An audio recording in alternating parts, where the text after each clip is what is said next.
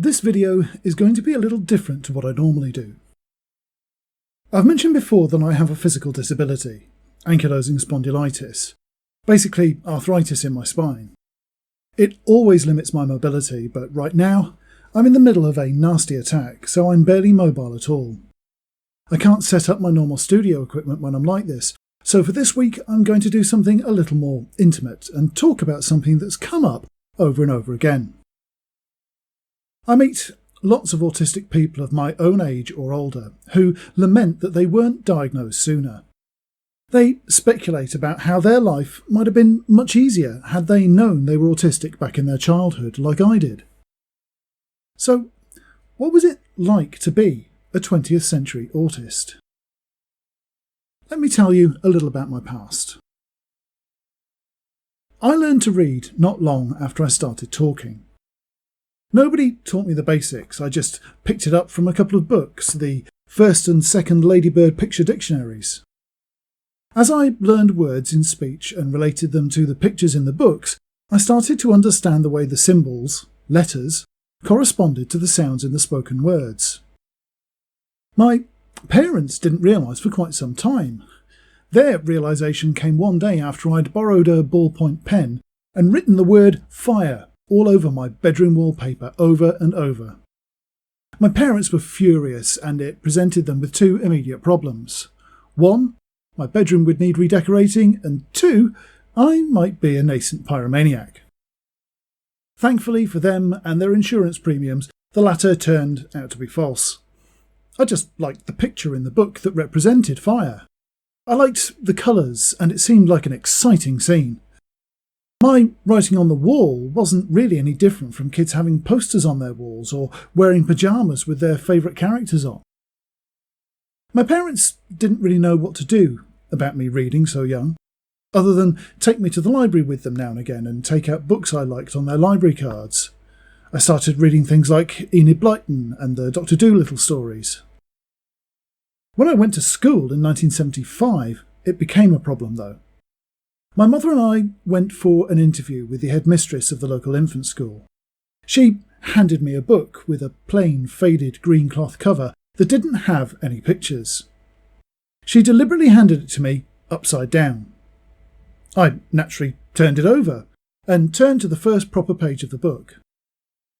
That prompted her to ask my mother how I knew how to do that, and she proceeded to chide her for undermining my education by allowing me to get ahead of other pupils before I'd even started school.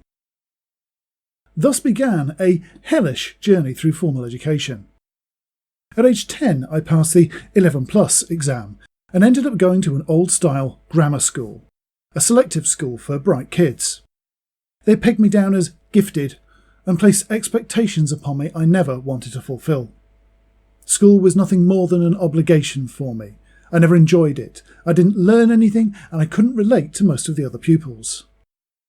My inability to be cowed by repeated threats and disciplinary measures led to my referral to the Educational Psychology Department, and it was there, after months of regular appointments, that I first found out that I was autistic.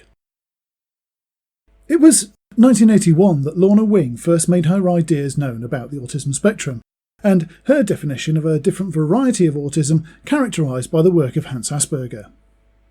In 1984, the forward-thinking specialist I'd been seeing put two and two together and realised that I was one of those young people her work described, and so I was given a diagnosis of autism Asperger type. My family didn't take it well, my father in particular. He refused to accept that there might be a reason that I didn't fit in. He wasn't willing to hear that my difficulties weren't just a choice that I was making. He was convinced that I could be conditioned, cajoled, or punished into acquiescence. He tore up and burned my diagnosis letter and dug his heels in further. I would be made to conform whether I liked it or not. The intense hope I had felt when I left the psychiatrist, the possibility that I might have an explanation for why my way of seeing the world didn't match up with what others kept telling me I should see, was dashed on the rocks. In the 1980s, the internet was still the subject of science fiction. In fact, it was 1984, the same year I was diagnosed, that William Gibson's influential novel Neuromancer was published. a book heavily reliant on the concept of cyberspace, which would one day become a synonym for the internet we know today. The autism spectrum itself was still only a theory, yet to have been adopted as standard practice. Over the next few years, the evidence would grow, and more young people like myself would be diagnosed in the same way as I was. By the time Asperger's syndrome was added to the diagnostic manuals in the early 1990s, I'd seen increasing references to it in the literature I regularly read in my local libraries in an attempt to learn more about what made me different. Libraries were all we had back then. These days, a diagnosis of autism needn't be a mystery to anyone. All you need is a cheap mobile phone, and you have more information at your fingertips than you could ever hope to digest. But back then, it was next to impossible to find. I've been asked if I suspected I might be autistic before I was diagnosed. I have to reply, how, to that question. There was no concept of autism as we now know it in those days. If I'd seen a different specialist, I doubt my autism would have been recognised even then. Even when I did know, there was no way of learning what it actually meant in terms of lifestyle, sensory differences, perceptual filtering, emotional impact, uneven skills distribution, communication differences, or anything else. All I had were my own observations of what seemed different about my own life compared to that of others. It wouldn't be until I finally connected to the then very young World Wide Web in the early 1990s that I would discover other people who experienced life in a similar way. Something else people ask me is how other people reacted to me when I told them I was autistic. Since my diagnosis was conducted through the Education Service, the information obviously found its way back to my school. There, the reaction was as underwhelming as it possibly could have been. It made no real difference whatsoever. I was given two options. I could either leave to attend a boys-only school where boarding was compulsory in the company of other problem children. These wouldn't be kids like myself who simply didn't like homework or got sent out of class for answering too many questions. They weren't bright boys who weren't achieving their full potential. They were violent boys, cruel boys, thieves and vandals.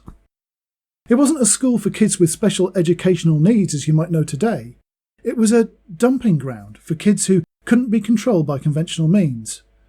They were subjected to harsh, military-style discipline in a vain attempt to beat them into towing the line. The other option was to suck it up and put up with the same system I'd been barely tolerating since I was a small child. We chose the latter option as the lesser of those two evils. At age 16 I left school, and not long after left the family home too. I became a denizen of bedsit land and tried to build a new life supporting myself away from the ordeals that both school and family life had been for me. I started to make a few friends in fringe cultures. I met people who didn't have an autism diagnosis but nonetheless shared things in common with me. Other people who didn't fit in or didn't conform to the expectations of those they'd grown up with. Most of my friends were goths or punks. Contrary to the popular image of outcast malcontents and thugs, most were gentle, welcoming people. Differences were celebrated rather than punished. Many were students, musicians or artists. Some were gay or bisexual or had doubts about their gender. I started to feel an inkling of security and belonging. I told a few people that I was autistic and was met with mainly blank stares. It didn't matter that I had a name for why I was different. I wouldn't be judged by that label. I was just Quinn, their friend. In 1988, I reached the age of 18, the age of majority. I was a legal adult, and the hold my family had over me was finally severed. I was completely free to make my own decisions, drink in pubs, vote in elections, and more. However, that's not what I remember 1988 for. 1988 was the year that Rain Man hit the cinemas, and that movie single-handedly changed everything. People to whom my diagnosis had made no difference before were suddenly really interested in it, but not in a healthy way. Even if they hadn't seen the film, they'd heard or read about it. There was a flurry of interest in autism in the media which concentrated heavily on the deficit model that still persists today. In particular, a disproportionate amount of attention was paid to savantism. The common perception became that autism and savantism went hand in hand. So I was expected to have a genius party trick. The confidence I had placed in certain people, the trust I had shown them in talking about my diagnosis, suddenly felt like a horrific mistake. It was almost like they thought they gained a small measure of temporary celebrity because they knew someone like Raymond Babbitt. Of course, I'm not like Raymond. Quite apart from the fact that the real-life person Raymond was based on was not autistic, I'm neither a savant nor dependent on full-time assistance from others. Those facts were forgotten. As word spread, it had a detrimental impact on how I was perceived at work. I lost friends who I learned I could no longer trust with personal information. I was frequently put on the spot and expected to perform, even having boxes of matches emptied in front of me by people expecting me to count them in a flash.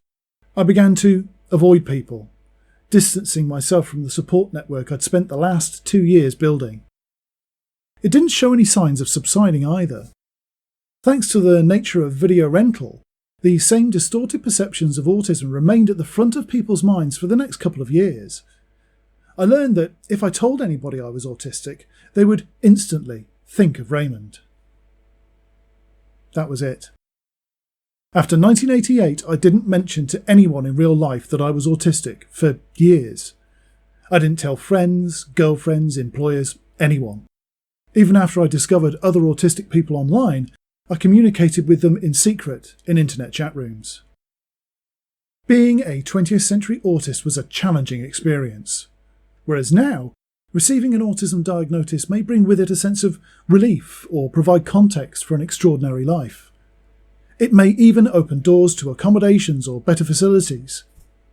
There is a wealth of information online, which may even lead someone to suspect they're on the spectrum and seek diagnosis. There are countless openly autistic people online to turn to for support and community. That wasn't available back then. Knowing that I was autistic as a teenager at a time when autism was virtually unknown and information about it was hard to come by was difficult.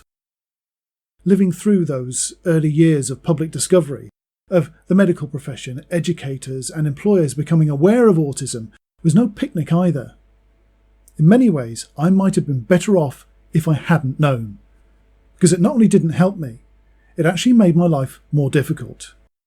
Being diagnosed as a teenager now, with information, support and a healthy community of other autistic people to talk to only a click away, is a different matter. A middle-aged person just getting their diagnosis 30 years from now would genuinely be able to say they would have been better off being diagnosed when they were a child. But receiving that diagnosis in the midst of a world totally ignorant of what being autistic means is not something I would wish on anyone. Do I wish I wasn't autistic? No, I never have. I'm happy to be just who I am, and that is an autistic man. But I do wish that those lost years of confusion, isolation and hostility, of hiding my true nature just to survive, had been different. Thanks for watching.